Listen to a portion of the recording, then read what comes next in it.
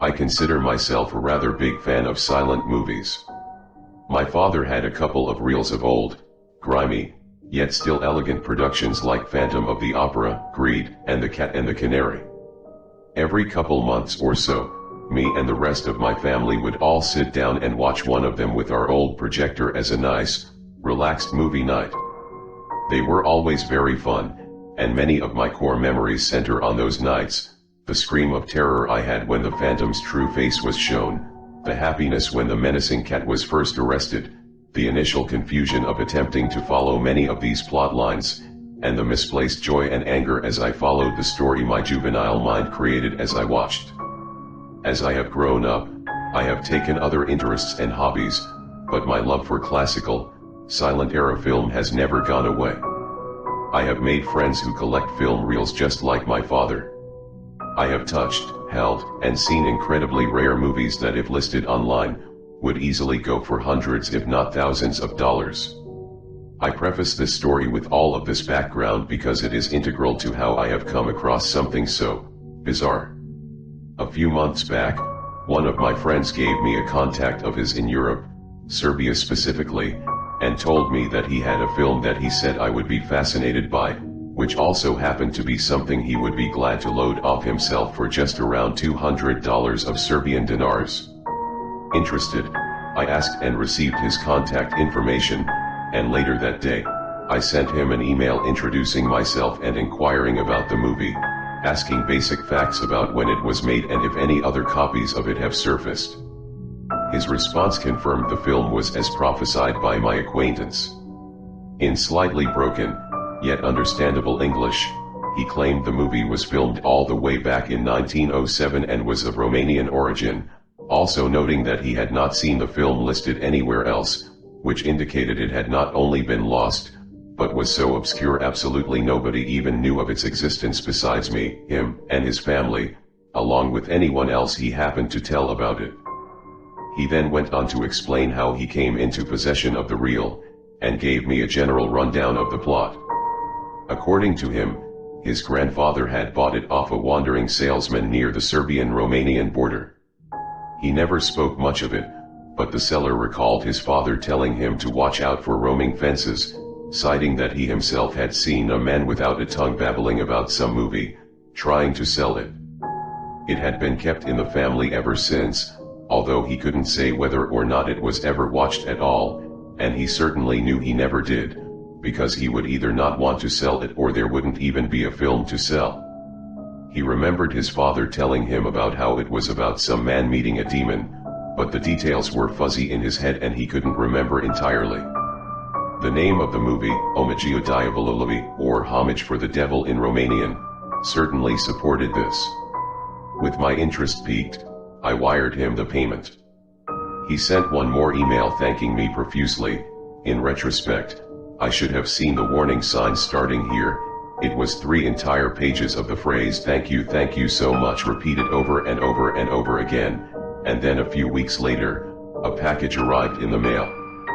Opening it up, it was a dusty, oxidized movie reel with film wrapped around the center. I took out my old projector and screen and carefully inserted the reel. Turning it on and starting the movie, I had a strange uneasiness as I watched the film move. It started with just a black screen for a couple of minutes, before coming to an establishing shot of a small town. The picture clarity was unnaturally high for a movie so old, and it was clear that the town scene wasn't a model nor a set, but a real one. People moved in and out of shops and restaurants and talked to each other on the pathways, and horses were seen carrying cargo on the cobblestone roads. After a couple minutes of this shot, it cuts to a balding man writing something in a study of some sort.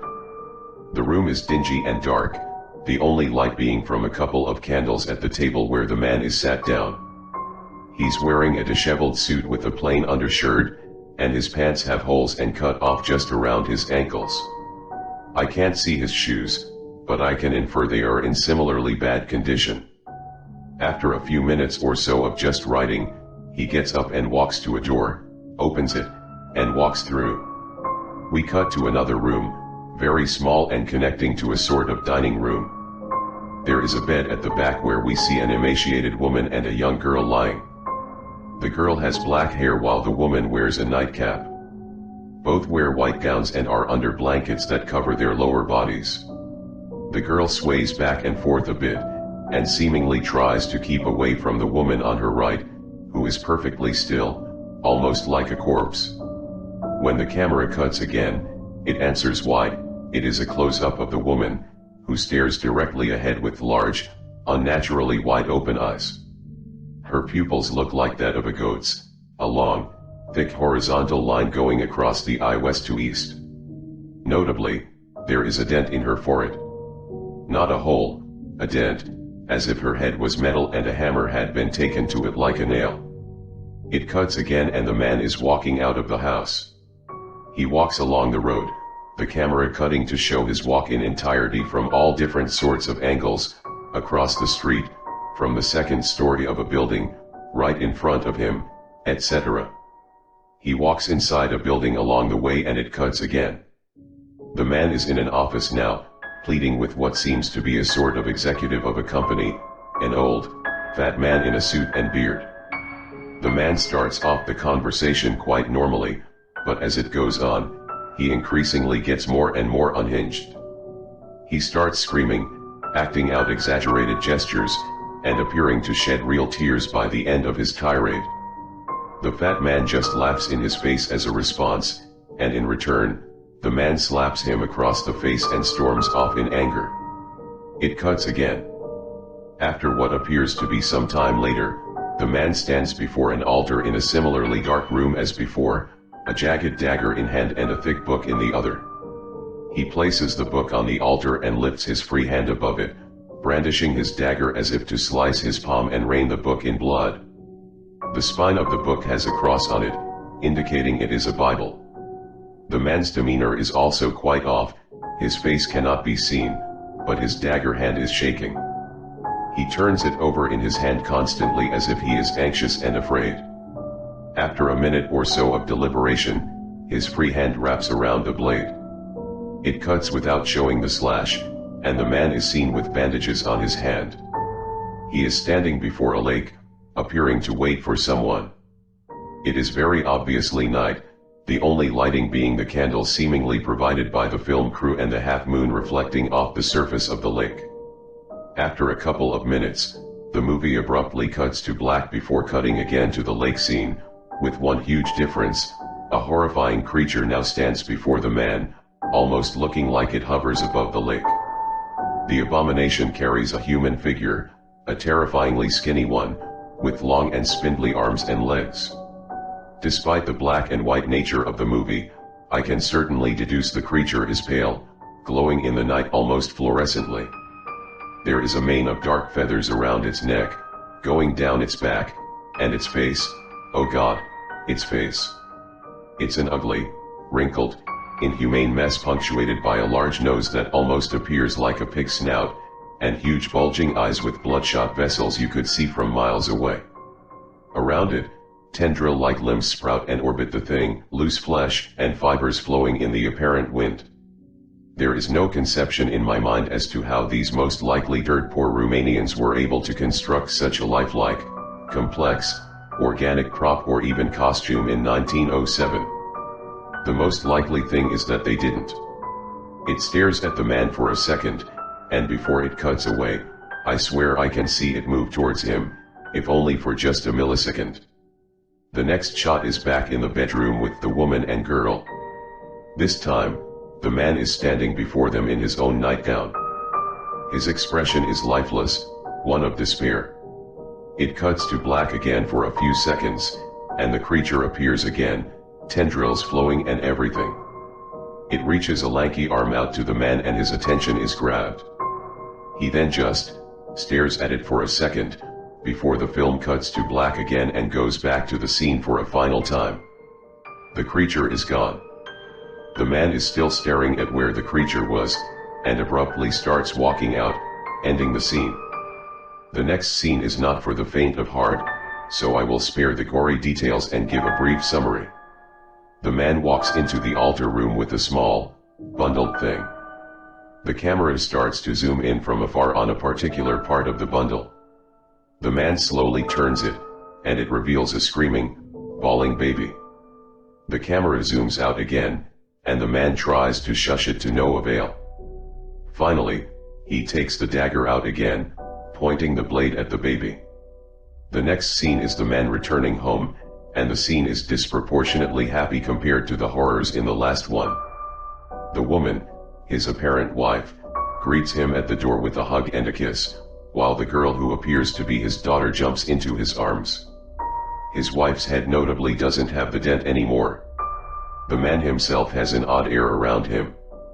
His beaming smile and jubilant attitude are infected by the shame and dread, something that's not immediately noticeable but can be easily seen once you do.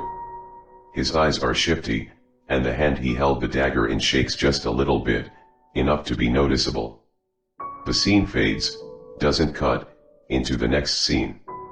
The camera fades into the same bedroom the wife and daughter were in, except the man is laid there instead.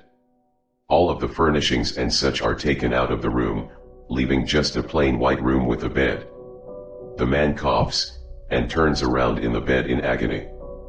His bald head shines with sweat from his sickness, and he is clearly in a lot of real pain. Just when the man is laid still and the scene appears to have run its course, a sudden pentagram appears on his chest. The lines of the star and circle burst into flames, igniting the man and the blanket. Soon, everything is on fire. The man can't be seen very well, but I can only imagine how fast he burnt into a human puddle.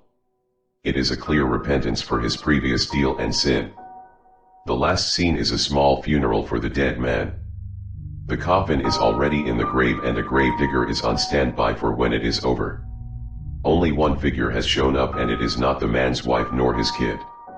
It is a tall figure, whose face cannot be seen due to the wide-brimmed hat it is wearing. A priest comes into frame with a Bible, quickly giving the man his last rites before leaving. The tall figure steps forward slowly and offers a single, unknown flower before the camera cuts to a back shot of the figure walking away. As the figure took its hat off, I audibly gasped as it revealed two large, dark horns as it walked away. The movie ends with no credits. I have no idea what to make of this movie. It is bizarre in a way I cannot hope to be seen replicated everywhere else. The frantic editing tells me it is a movie, but the lack of set designs and appearance of real emotion and the entity tell me it is not. I am so bewildered and confused. I fear I have stumbled across something that no man was ever supposed to see, and I hope this does not make its way out of my possession. The knowledge of its existence and contents within could paint a target on my back and lead to the destruction of my life, and potentially the backbone of many other lives. Ever since I saw it that fateful day, around 3 months ago, there has been an aura around my house I cannot shake. Like something is always watching me, observing me, and it follows me everywhere I go around the house. Whether or not it is the effects of the movie taking its toll on my mind even all this time later, or if it's something more than just paranoia, I'm not so sure. Considering the nature of the things I saw in that film, I cannot rule out the possibility that some spirit or remnant of the man, entity, or someone else followed me all the way from Serbia, latched onto the film like a postal stamp to finally greet me once I exposed my eyes to that wretched tape. In spite of everything, I have but one question: if the devil was only at the funeral, what in the hell was the thing that the man saw?